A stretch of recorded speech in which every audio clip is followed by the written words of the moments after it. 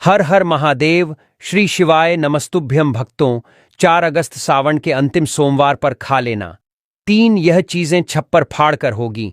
धन वर्षा महादेव करेंगे सारी मनोकामनाएं पूर्ण। दोस्तों, आज के इस वीडियो में हम जानेंगे कि सावन के अंतिम सोमवार का व्रत कैसे करें, व्रत में कौन सी चीजें नहीं खानी चाहिए, और एक ऐसा उपाय हम इस वीडियो में बताएंगे जिससे भोले बाबा की कृपा से आपके जीवन में 7 जन्मों की परेशानी भी दूर हो जाएगी।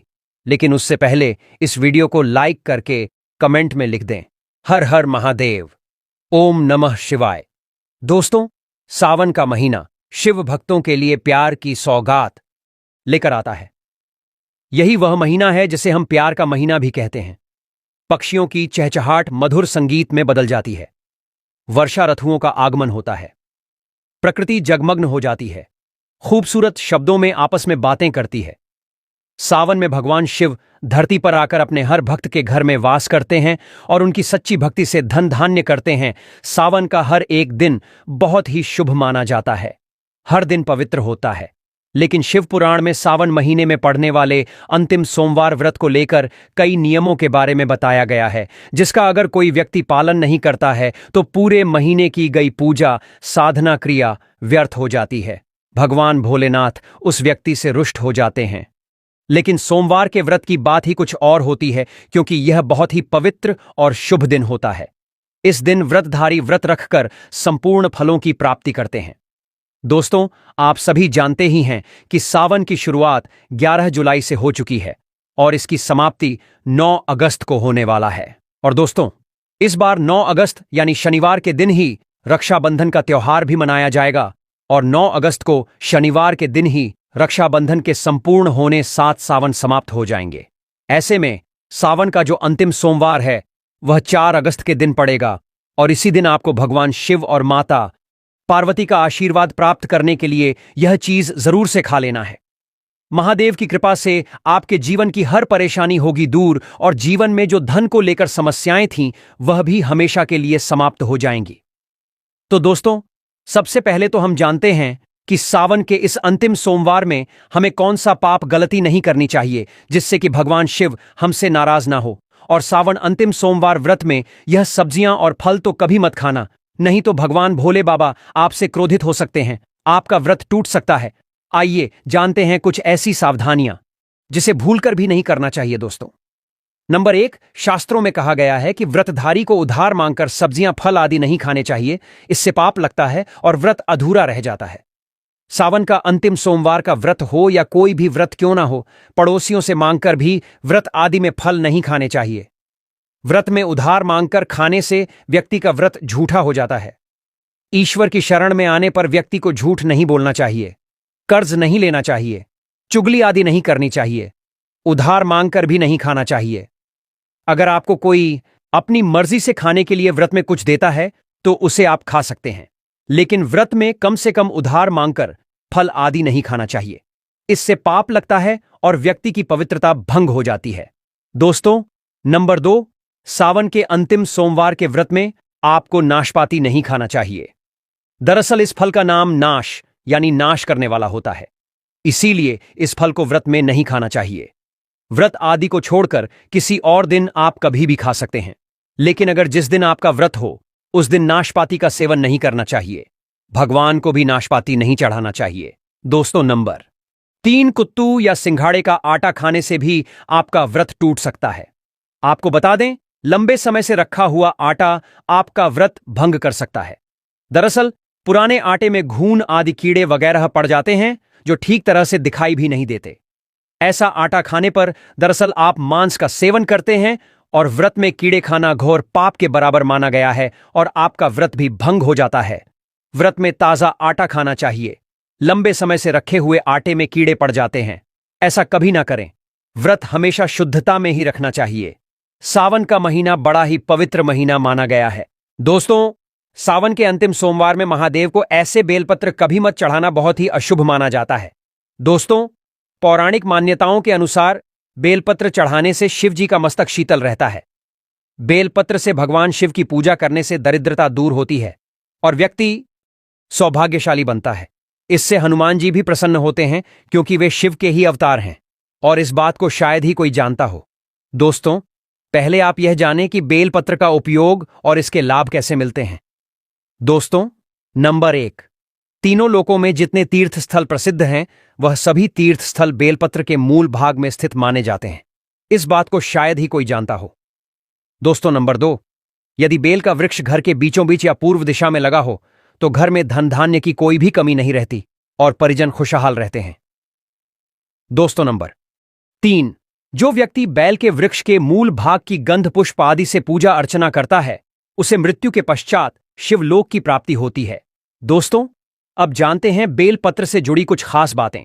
चतुर्थी, अष्टमी, नवमी, चतुर्दशी और अमावस्या तिथियों को संक्रांति के समय और सोमवार को बेलपत्र नहीं तोड़ना चाहिए। पूजा से एक दिन पूर्व ही बेलपत्र तोड़कर रख लें। दोस्तों, आपको बता दें, बेलपत्र कभी अशुद्ध नहीं होते।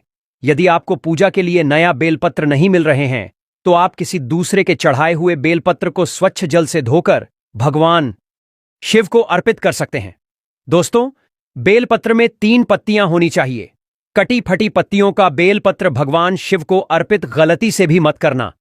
कटी फटी पत्तियों को अर्पित करने से शिव का अपमान माना जाता है और बेलपत्र का भी। इसलिए बेलपत्र की पत्तियां एकदम साफ होनी चाहिए। दोस्तों, सावन के अंतिम सोमवार पर अगर जिस व्यक्ति को 5 संकेत मिल जाए तो इससे यह पता चलता है कि महादेव आपकी भक्ति से बहुत ही प्रसन्न हुए हैं और आपको धनी होने से कोई भी नहीं रोक सकता।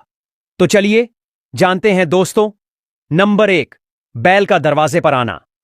नंदी महाराज भगवान भोलेनाथ के वाहन है। नंदी को भगवान शिव का द्वारपाल भी कहा गया है। नंदी महाराज को बुद्धि और ज्ञान का प्रतीक माना गया है। शिव के मंदिर के बाहर हमेशा नंदी महाराज विराजित रहते हैं। लेकिन अगर सावन के इस पवित्र महीने में अचानक से नंदी महाराज आपके दरवाजे पर आ जाए और घर की चौखट को सींग मारने लगे, तब आपको समझ लेना चाहिए कि भगवान शिव आपके घर में आने वाले हैं, जो कि यह एक उनके आने का संकेत है। भगवान शिव आपकी भक्ति से बहुत प्रसन्न है और आपके घर में खुशियां आने वाली हैं। आपको धनी होने से कोई नहीं रोक सकता। लेकिन याद रहे, नंदी महाराज को तिलक लगाकर मीठा भोग जरूर खिलाएं।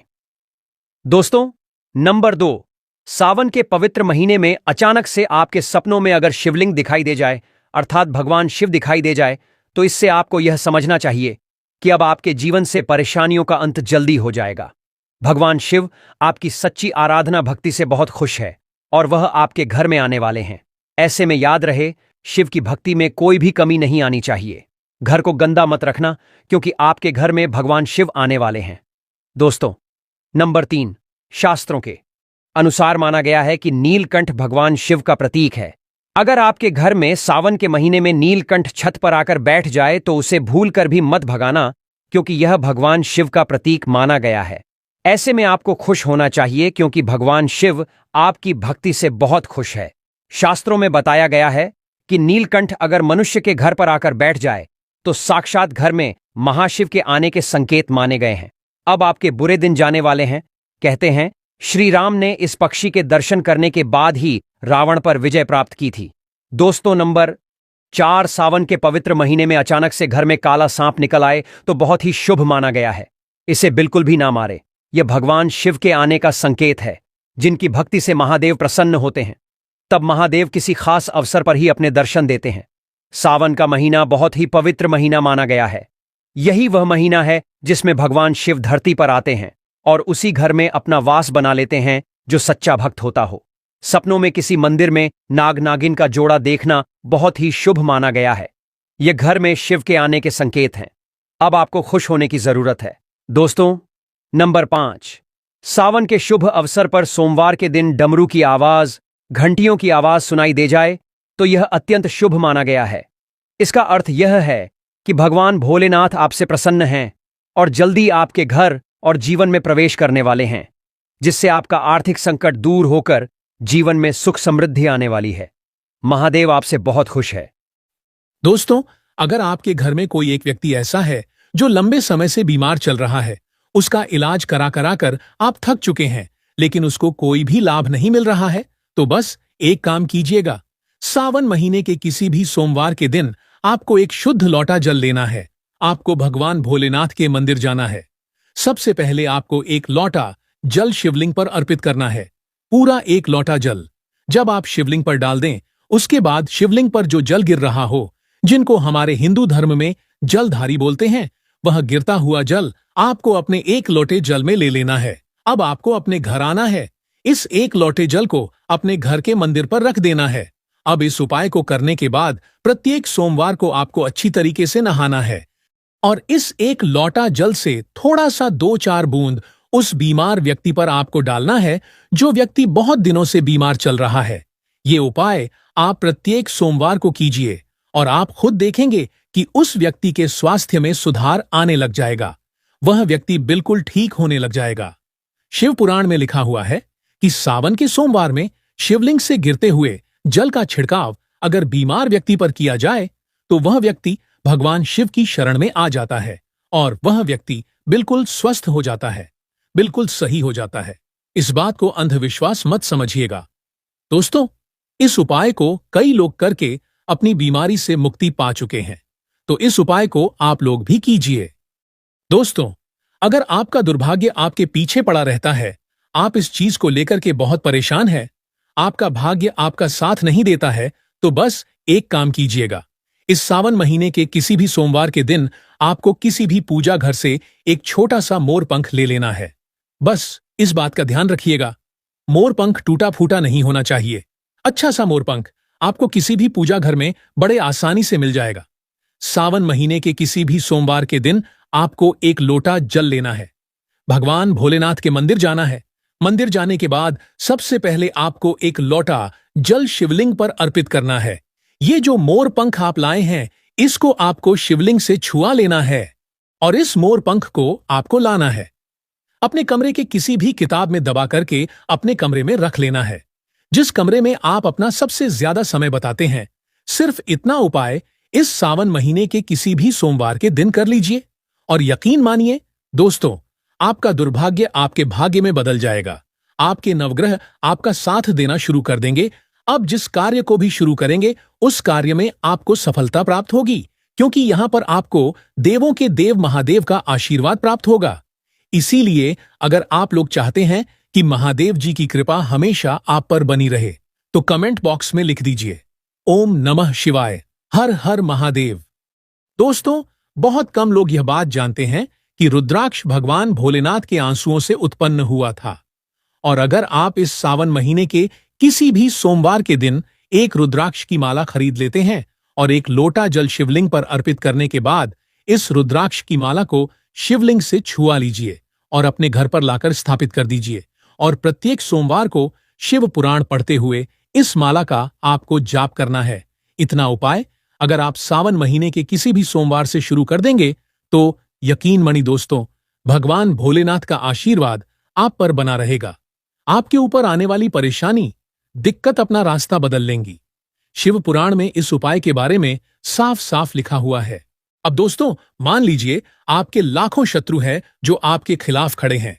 ऐसे कुछ आपके विरोधी हैं जो आपके घर को नुकसान पहुंचा सकते हैं और आप चाहते हैं कि महादेव जी का आशीर्वाद हमेशा आपके घर पर बना रहे।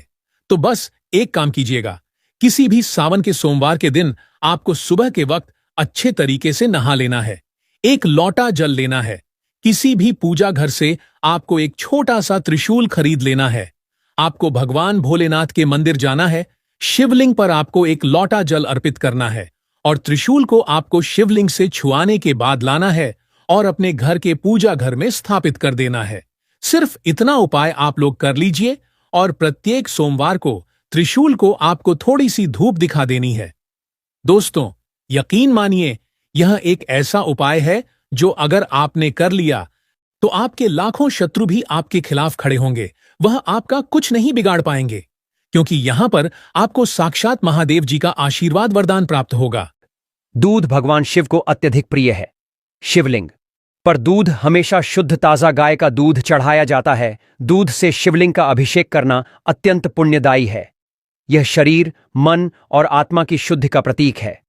प्रत्येक सावन सोमवार के दिन शिवलिंग पर दूध चढ़ाने से आरोग्यता, संतानहीनों को संतान प्राप्त होती है, दुर्भाग्य समाप्त होता है और दरिद्रता से हमेशा के लिए मुक्ति मिल जाती है। चलिए भक्तों, अब जान लेते हैं तीसरी वस्तु के बारे में जो हमें सावन के प्रत्येक सोमवार पर शिवलिंग पर चढ़ाना है, तो वह वास्तु हैं धतूरा और भांग, जो कि शिव भगवान को सबसे अति प्रिय वस्तु है। कहा जाता है कि समुद्र मंथन में जब शिव ने हलाहल विष पिया, तो उन्होंने शरीर की अग्नि को शांत करने के लिए धतूरा और भांग का सेवन किया। धतूरा थोड़ा सा विषैला फल है, लेकिन शिव भगवान को बड़ा अति प्रिय, क्योंकि यह शिव के विस्पन्न का स्वरूप है। सावन सोमवार की पूजा में अगर धतूरा शामिल ना हो तो वह पूजा अधूरी मानी जाती है। भांग, जो कि शिव को बड़ी अति प्रिय है, जो कि आपको सावन सोमवार के दिन शिवलिंग पर चढ़ता है, अगर इसे दूध में मिलाकर शिवलिंग का अभिषेक किया जाए तो और भी उत्तम है। अन्यथा आप इसे डायरेक्ट शिवलिंग पर चढ़कर भगवान शिव को प्रसन्न कर सकते हैं। सावन के प्रत्येक सोमवार के दिन शिवलिंग पर भांग धतूरा चढ़ाने से मानसिक विचारों और नकारात्मकता विचारों का अंत होता है, गृह दोषों से मुक्ति मिलती है और जो भी परेशानी घर में चल रही है उससे हमेशा के लिए छुटकारा मिल जाता है। चौथी वस्तु है दही, जो कि भगवान सबको अति प्रिय है। शिवलिंग पर दही चढ़ाने से शरीर में वात पित्त संतुलन होता है। यह आंतरिक शुद्धि और मानसिक संतुलन का प्रतीक है। सावन सोमवार व्रत के दिन शिवलिंग को दही से अभिषेक करना बड़ा ही शुभ माना जाता है। दही गाय के दूध से बना हुआ हो, जो कि घर पर तैयार किया हो। डेयरी से या मार्केट से आपको दही नहीं लाना है। आप गाय का दूध लेकर घर पर ही दही जमा के सुबह पूजा में ले सकते हैं। प्रत्येक सोमवार के दिन शिवलिंग का अच्छी तरह से दही से अभिषेक करने से कितने भी पुराने से पुराने रोग क्यों ना हो, मुक्ति मिलती है, कार्यों में सफलता मिलती है। जो भी आप कारोबार शुरू करते हैं, कोई बिजनेस शुरू करते हैं, उसमें आपको भोलेनाथ की कृपा से सफलता अवश्य ही मिलेगी। दोस्तों, वीडियो में आगे बढ़ने से पहले वीडियो को लाइक कर दें और पूर्ण श्रद्धा भाव से कमेंट बॉक्स में लिखे हर